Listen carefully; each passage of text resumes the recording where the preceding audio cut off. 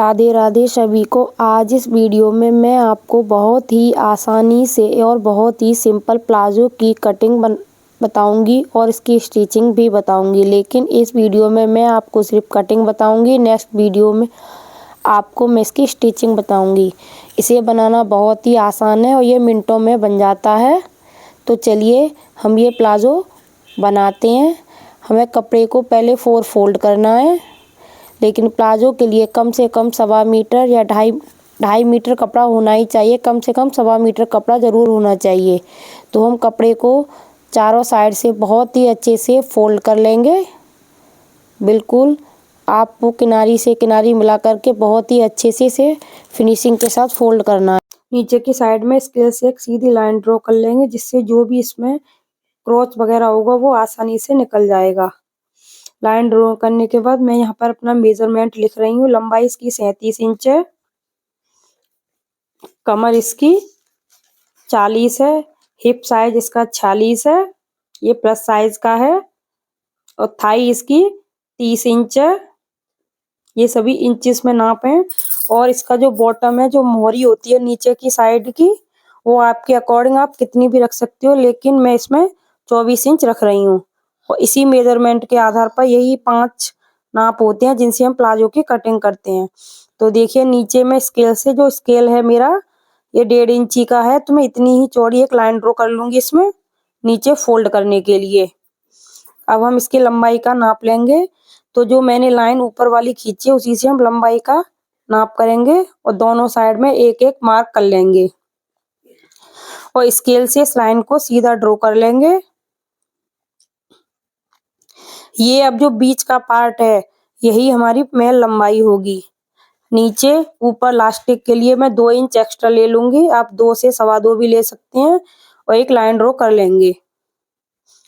जो ऊपर वाला है वो मेरी लास्टिक के लिए, नीचे वाला बॉटम फोल्ड करने के लिए। अब इसकी जो कमर है, कमर का 4th पार्ट कमर की साइड में कमर का 4th पार्ट लेंगे। जितना भी हमारे कमर का होगा उसका 4th पार्ट है 10 इंच, और उसमें 4 इंच एक्स्ट्रा लेना है हमें। अब हम हिप साइज के अकॉर्डिंग ही हम आसन का मेजरमेंट निकालते हैं। तो हमारा हिप साइज है 46 इंच। अब 46 का हमें 4th पार्ट करना है कि 4th कितना होगा। तो 46 का 4th पार्ट होगा 11.5। तो हम यहाँ पर जहाँ हमने 4 इंच एक्स्ट्रा लिया है उसी नाप से हम 11.5 पर मार्क करेंगे और 11.5 पर मार्क करने के बाद 2.5 इंच एक्स्ट्रा लेंगे। ये सभी साइज के लिए है। आप किसी भी साइज का प्लाजो बनाएं, उसमें हिप का 4th पार्ट करें और 2.5 इंच एक्स्ट्रा लेके हम आसन का मेजरमेंट निकाल लेते हैं। वैसे स्केल से सीधी लाइन ड्रॉ कर देंगे, लेकिन इसका नाप लेते समय ये ध्यान रखें जो ऊपर लास्टिक का हमने एक्स्ट्रा मार्जिन लिया उसे इसमें इंक्लूड न करें। उसके नीचे वाली लाइन से ही मैंने इसे ड्रॉ किया है। अब आसन का नाप लेने के बाद हम थाई का नाप लेंगे कि इसकी थाइस कितनी है। मेरे पास थाई का नाप है, जिसके पास ना हो उसका भी मैं आइडिया बता दूंगी कि आपको कितना लेना है। तो मेरे पास थाई इसमें 30 है, तो इसका आधा होगा 15, लेकिन हम इसमें 1 इंच एक्स्ट्रा लेकर ही चलेंगे कि इसकी 1 इंच एक्स्ट्रा। तो मैं यहाँ पर 16 इंच पर मार्क करूंगी।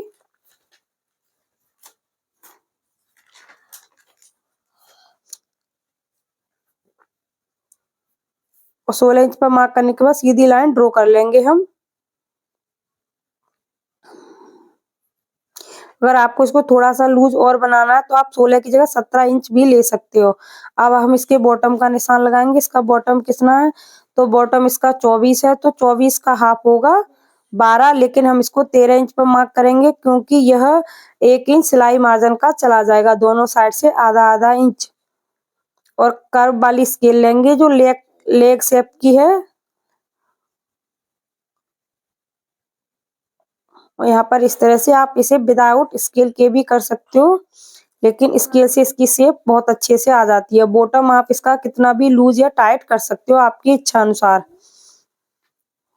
अगर किसी के पास थाई का नाप ना हो तो जितना हमने आसन लिया है उससे हम 2 या 3 इंच एक्स्ट्रा मार्क करके हम इसका लूज आपके अकॉर्डिंग है कि हमें कितना लूज रखना है। अगर आपको ज्यादा लूज रखना है तो आप 3 इंच ले सकते हैं, और कम लूज रखना है तो आप 2.5 इंच पर या 3 इंच पर भी मार्क कर सकते हैं। और यहाँ पर हम हल्की सी शेप में कर्व दे देंगे। आसन की जगह पर थोड़ा सा क्रॉस कर देंगे, बस हल्का सा। आप इंची टेप से भी मार्क कर सकते हैं, लेकिन आप अंदाजे से भी लगा दें तो कोई दिक्कत नहीं है। और हल्का सा कर्व देने के बाद हमें इसके बैक पार्ट को थोड़ा सा उठाना है, तो उसके लिए मैं मार्क कर दूंगी। कटिंग में सिलाई करते टाइम करूंगी, तो हमें ऊपर से 2.5 इंच लेना है और इस तरह से इस पर मार्क कर देंगे सीधा। कटिंग में आपको अभी थोड़ी देर पीछे बताऊंगी सिलाई करते टाइम। और मार्क करने के बाद हम इसे एज इट इज जहां पर हमने मार्क किया है वहीं पर हम इसे कटिंग कर देंगे। इस प्लाजो को बनाना बहुत ही आसान है और आप इसे किसी भी साइज में इजीली बना सकते हो। अगर आपकी की समझ में कुछ ना हो तो आप कमेंट सेक्शन में जाके मुझसे पूछ सकते हो, वहां मैं आपको बता दूंगी अगर आपका कोई भी डाउट हो। तो चलिए अब इसकी कटिंग करते हैं। जहां पर मैंने मार्क किया है वहीं से हम इसकी cutting edge it is cutting कर देंगे, क्योंकि सिलाई का मार्जिन भी मैंने इसी में ले लिया था। देखिए मैंने कटिंग करके इसे कंप्लीट कर लिया है। अब इसे सीधा करके यहाँ से हम कट कर लेंगे, क्योंकि ये यहाँ पर जॉइंट है। और कट करने के बाद हम इसे इस तरह से बिछा लेंगे और जहाँ पर मार्क है हम आगे की तरफ से इस तरह से तिरछा निशान लगा देंगे। ये हमारा आगे का पार्ट होगा, जो क्रोच एरिया छोटा होगा। बैक पार्ट क्योंकि उठा हुआ होता है तो बैक पार्ट थोड़ा सा बड़ा होता है। इस तरह से आप इसमें कटिंग लगा लें। ये कटिंग कंप्लीट हो चुकी है। अब मैं आपको इसकी स्टिचिंग बताते हैं, तो चलिए मशीन पर अब इसकी स्टिचिंग बताएंगे। तो देखिए मशीन पर आकर पहले हम इसकी नीचे सीधे बॉटम फोल्ड कर लेंगे। जहाँ हमने मार्क किया है वहीं पर तो आधा इंच नीचे दबाते हुए मैंने 1.5 इंच एक्स्ट्रा लिया था। तो मैंने अगर आपके पास कपड़ा कम है तो आप 1 इंच लेके आधा इंच दबा करके आधा इंच रखकर ही आप इसे फोल्ड कर लें, क्योंकि बॉटम पतला व चौड़ा दोनों तरह का प्लाजो में चल जाता है। वो आपकी इच्छा है, आप कैसा फोल्ड करना चाहोगी।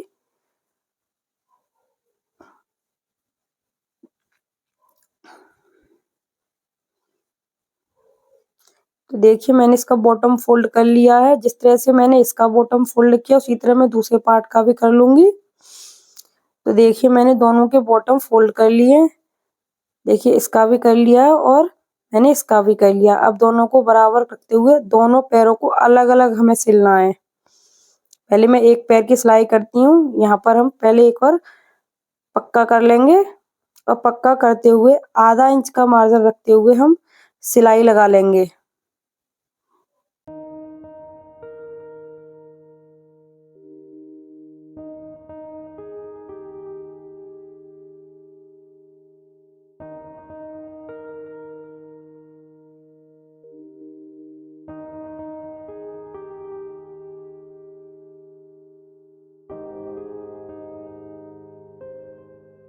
जिस तरह से मैंने इस पैर पर सिलाई लगाई है उसी तरह से मैं दूसरे वाले इसके पैर पर सिलाई लगा लूंगी। ये दोनों पैर मैंने अलग अलग सिले हैं। तो इस वाले प्लाजो में मैंने दोनों पैर की सिलाई अलग अलग की है। जिस तरह से मैंने उस पैर की सिलाई में दूसरा वाला पैर भी सिल लूंगी। मेरी आवाज़ थोड़ी सी आपको अजीब लग रही है क्योंकि मेरी तबीयत ठीक नहीं है। तो हम इसमें से दोनों की सिलाई करके मैंने कंप्लीट कर लिया है। एक पैर को हम सीधा कर लेंगे। देखिए इस तरह से सीधा करने के बाद जो उल्टा वाला पैर है उसके अंदर हम इस सीधे वाले पैर के इसके अंदर डालेंगे हम। देखिए किस तरह से डालना है। ये मेरा सीधा वाला उल्टा वाला पैर है। इसमें मैंने जो इस पैर को मैंने सीधा किया है उस वाले पैर को हम इसके अंदर डाल देंगे।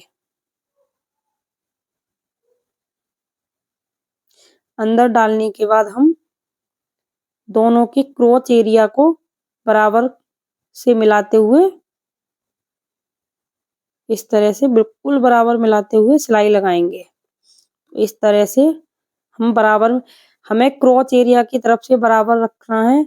अगर ऊपर की साइड से थोड़ा बहुत बड़ा या छोटा हो जाता है उसको हम कटिंग करके निकाल देंगे, लेकिन क्रोच एरिया की साइड से हमें बिल्कुल बराबर रखना है आसन की साइड से। देखिए इस तरह से बिल्कुल बराबर रखते हुए मैं इसमें सिलाई लगा लूंगी। देखिए ये छोटा बड़ा हो रहा, कोई दिक्कत नहीं, उसकी हम कटिंग कर देंगे, लेकिन नीचे की साइड से हमें बिल्कुल बराबर रखना है। बराबर रखते हुए मैं इसमें आधा इंच का मार्जिन देते हुए सिलाई लगा लूंगी।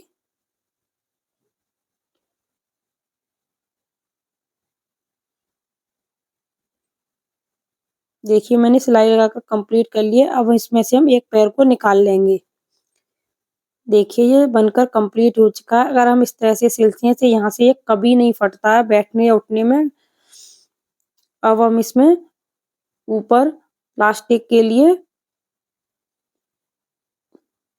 फोल्ड करेंगे। तो पहले हम इसे आधा इंच पर फोल्ड कर लेंगे। पूरे घेर को आधा इंच मैंने फोल्ड कर लिया है।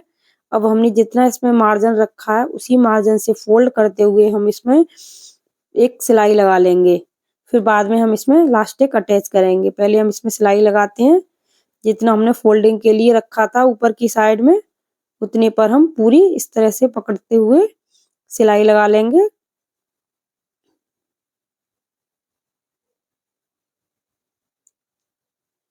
आप इसे ध्यान से लगाएं क्योंकि इसमें पीछे का पार्ट बड़ा है। अगर आप अलग से बेल्ट लगाएंगे तो वो बहुत आसानी से बन जाती है। मैं किसी नेक्स्ट वीडियो में आपको अलग से ऊपर की बेल्ट लगाना सिखाऊंगी। तो चलिए ये मैंने फोल्ड करके कंप्लीट कर लिया। अब हम इसमें इलास्टिक डालेंगे। इलास्टिक को हम इस तरह से डालते हैं, जितनी भी हमारी कमर होगी उससे हम 3 इंच कम लेंगे इसमें। तो मेरी इसमें कमर का नाप 40 था, तो 40 में हम 3 इंच कम लेकर को आप इसे कट करके भी लगा, लेकिन मैं इसमें कट नहीं करती हूँ। वहीं पर एक मार्क कर लूंगी। कट मैं बाद में करूंगी डालने के बाद। अब हम एक सेफ्टी पिन लेंगे। इस तरह सेफ्टी पिन लेने के बाद इस तरह से इसमें डालेंगे। अब ये ध्यान रखें इलास्टिक बिल्कुल भी टेढ़ी नहीं होनी चाहिए, मुड़नी चाहिए। जिस तरह से हमें डालना उसी तरह से हमारी दूसरी साइड में निकलनी चाहिए। तो मैं इलास्टिक निकाल कर मैंने कंप्लीट कर लिया और मैंने इसको बाद में कटिंग किया है, क्योंकि यदि हमसे गलती से भी ज़्यादा खिंच जाए तो मैं दोबारा डालनी पड़ेगी। करने के बाद एक दूसरे के ऊपर रखकर हम इसमें 2-3 बार सिलाई लगा लेंगे। इसको बिल्कुल पक्का कर लेंगे।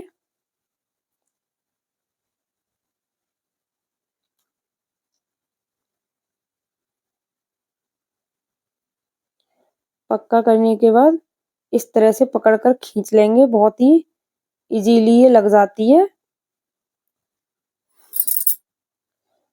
इस तरह से खींचते हुए इसमें बिल्कुल फिक्स कर लेंगे बहुत अच्छे से। देखिए इस तरह से। अब इसमें हम बीच की सिलाई लगाएंगे। बीच की सिलाई लगाने से पहले मैंने यहाँ पर जो जगह स्पेस छोड़ा था उसमें हम एक बार सिलाई लगा लेंगे। उसको लॉक कर देंगे, जो इसकी बेल्ट के लिए हमने जगह छोड़ी थी। पहले मैं उसमें सिलाई लगाकर इसे लॉक कर लूंगी। फिर मैं इसमें बीच की सिलाई लगाऊंगी, जो इसकी हम इलास्टिक में लगाते हैं। इस तरह से आपको पकड़ना है, लेकिन सुई को इसके अंदर रखें। बिल्कुल अंदर रखने के बाद दोनों हाथों से पकड़ के इस तरह से खींचें। लेकिन जब भी हम इसे दोबारा सिलाई लगाना स्टार्ट करें, सुई को कपड़े के अंदर होनी चाहिए और इस तरह से दोनों साइड से पकड़ कर खींचें, जिससे कि इसमें सलवट भी आसानी से आ जाती है और इलास्टिक भी बिल्कुल ही इक्वल साइज से लगती है। तो चलिए मैं इलास्टिक लगाकर भी इसमें कंप्लीट करती हूँ इसी तरह से। ये फुली इलास्टिक है। अगर आपको मेरी वीडियो अच्छी लगे तो प्लीज़ मेरे चैनल को सब्सक्राइब करें, लाइक करें, शेयर करें एंड कमेंट सेक्शन में ज़रूर बताएं कि आपको मेरे ये बताने का तरीका कैसा लगा। अगर कोई भी आपको डाउट हो तो आप मुझसे कमेंट सेक्शन में पूछ सकते हैं।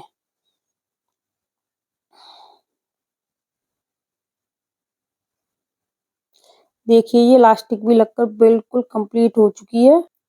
ये बनकर कंप्लीट हो के एक्स्ट्रा धागे हैं उन्हें आप कट कर दें, जिससे कि फिनिशिंग अच्छी आती है। देखिए मेरा ये प्लाजो बनकर मिनटों में बहुत ही जल्दी कंप्लीट हो जाता है और आप इसे किसी भी साइज में इजीली बना सकते हैं। तो thanks for watching. Radhe Radhe सभी को।